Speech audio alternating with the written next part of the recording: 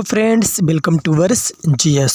दोस्तों, आज हम बात करेंगे मानव मस्तिष्क के बारे में, ह्यूमन ब्रेन के बारे में बात करेंगे दोस्तों, इसके पहले हमारे चैनल पर कई ट्रिकी वीडियो उपलब्ध हैं। आप डिस्क्रिप्शन में जाएं, आपको वहां पर लिंक मिल जाएगा। दोस्तों, अगर आप हमारे वीडियो पर नए हैं तो आप हमारे चैनल को सब्सक्राइब कीजिए और बेल आइकन को प्रेस कीजिए, जिससे आपको समय समय पर नोटिफिकेशन मिलता रहे। दोस्तों, आइए वीडियो को शुरू करते हैं। मस्तिष्क का निर्माण तंत्रिका कोशिकाओं तथा न्यूरोग्लियल कोशिकाओं के द्वारा होता है। दोस्तों, मस्तिष्क का वजन लगभग 3 पाउंड या 1300 से 1400 ग्राम होता है। दोस्तों, मस्तिष्क एक बहुत ही कोमल अंग है जो करोड़ के कपाल के भीतर स्थित होता है।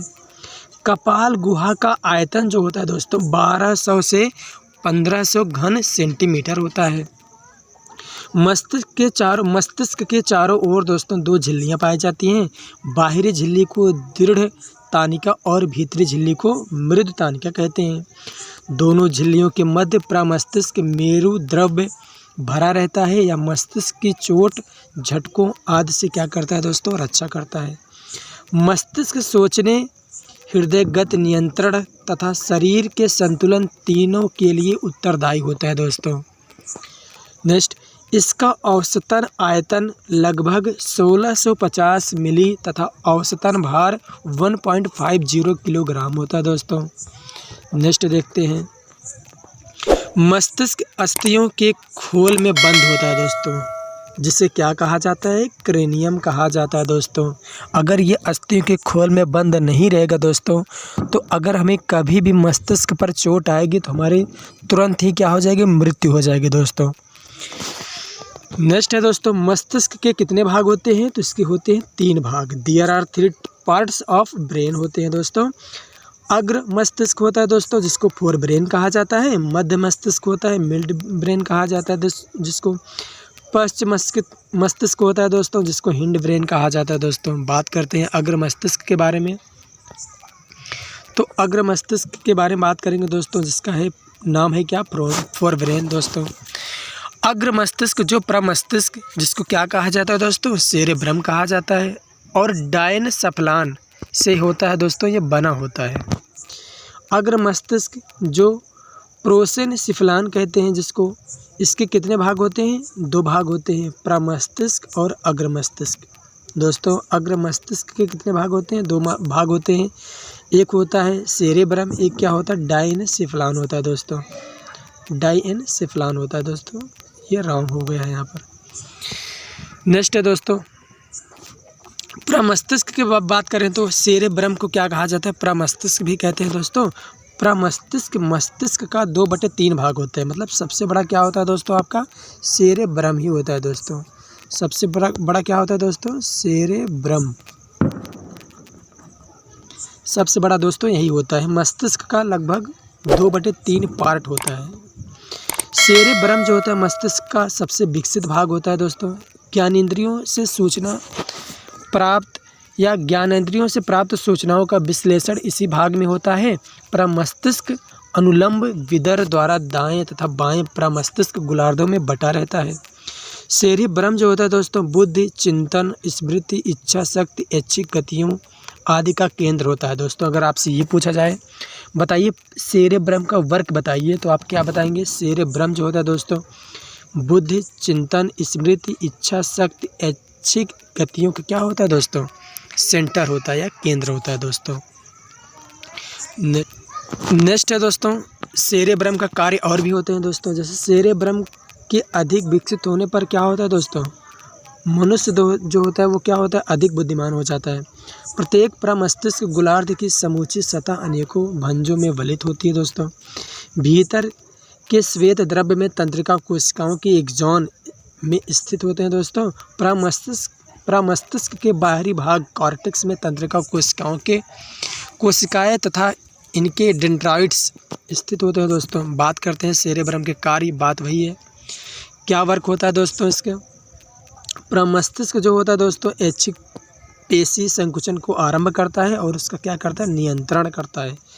प्रमस्तिष्क में कई केंद्र होते हैं। दोस्तों, शरीर की विभिन्न क्रियाएं इन्हीं केंद्रों पर आश्रित रहती हैं, जैसे हृदय गति, भोजन ग्रहण करना, सांस लेना प्रमस्तिष्क द्वारा क्या होता है, संचालित होता है दोस्तों।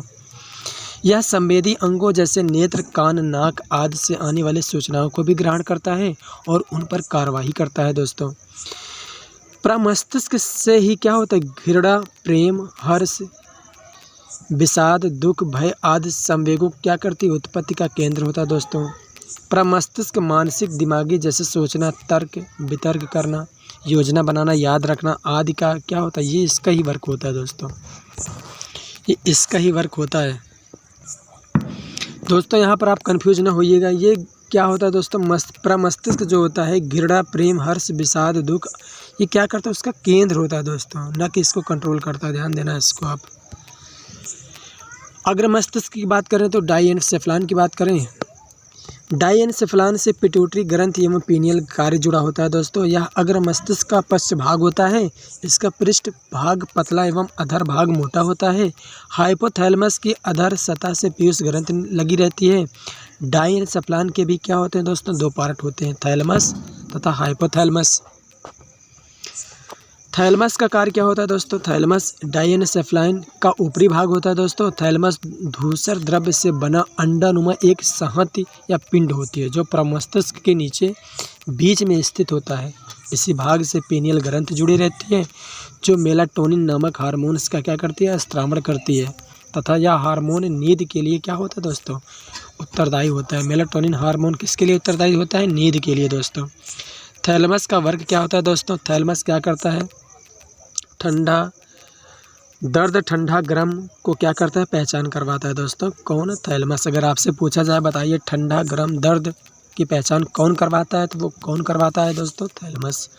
बात करते हैं हाइपोथैलेमस की। हाइपोथैलेमस दोस्तों मस्तिष्क का वह भाग है जो थैलेमस के नीचे स्थित होता है। नेक्स्ट बात करते हैं दोस्तों हाइपोथैलेमस की। तो हाइपोथैलेमस डाइएनसेफेलान का ये निचला भाग होता है दोस्तों। हाइपोथैलेमस शरीर की अन्य क्रियाओं पर भी नियंत्रण करता है।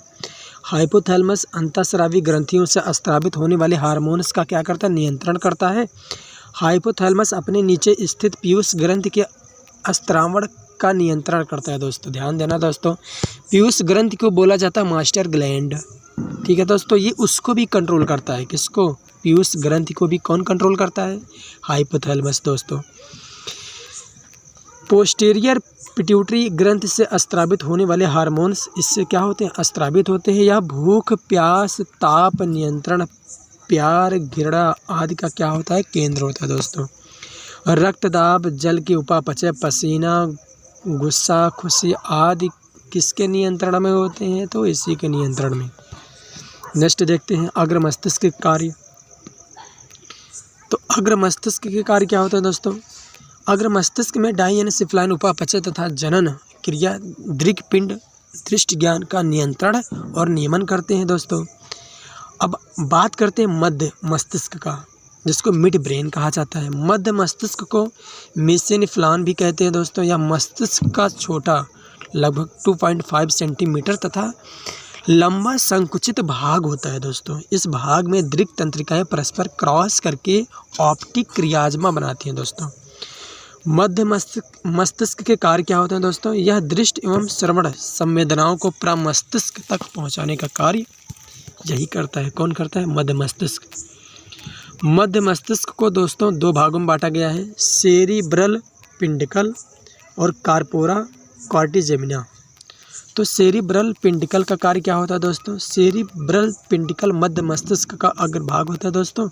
यह तंतुओं का बना होता है, इसे क्रूरस रेब्री भी कहते हैं दोस्तों। यह सेरिब्रल कॉर्टेक्स को मस्तिष्क के अन्य भाग एवं मेरु रज्जु से जोड़ता है दोस्तों। बात करते हैं कार्पोरा कॉर्टिजेमिना की।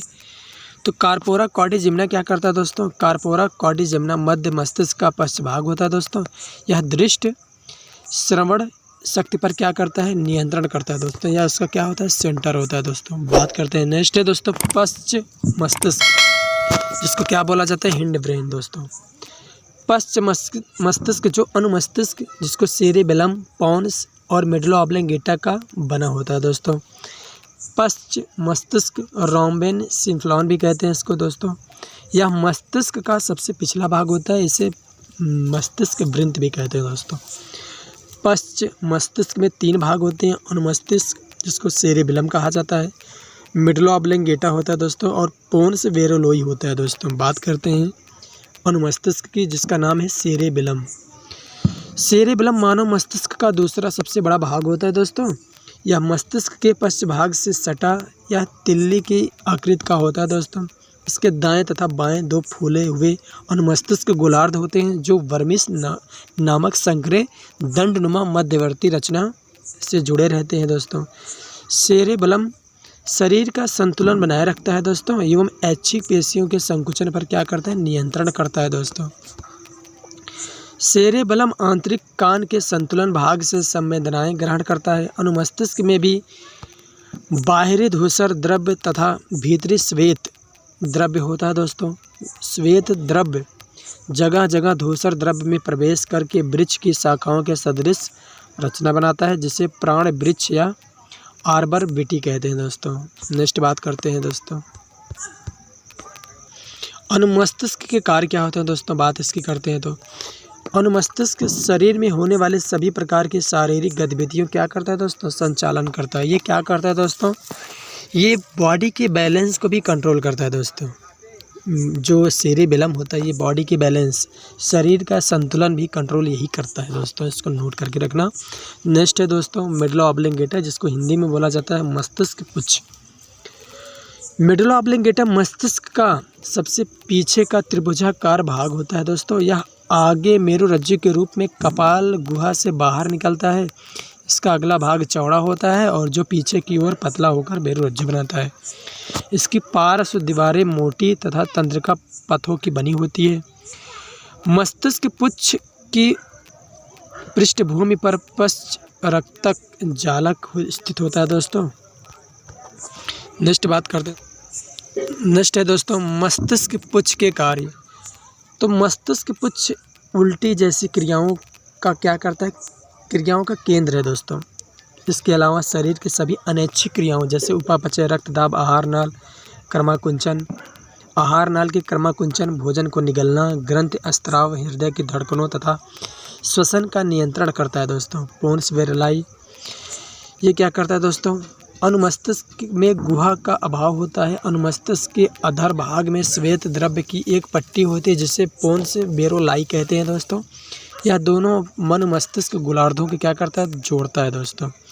पोन्स वेरोलाई के कार्य क्या होते हैं दोस्तों, पोन्स वेरोलाई शरीर के दोनों पार्श्वों की गति का समन्वय करती है दोस्तों। तो दोस्तों आज का वीडियो कैसा लगा आप कमेंट बॉक्स में ज़रूर बताएं, और ऐसे ही वीडियो पाने के लिए आप हमारे चैनल को सब्सक्राइब कीजिए दोस्तों। मिलते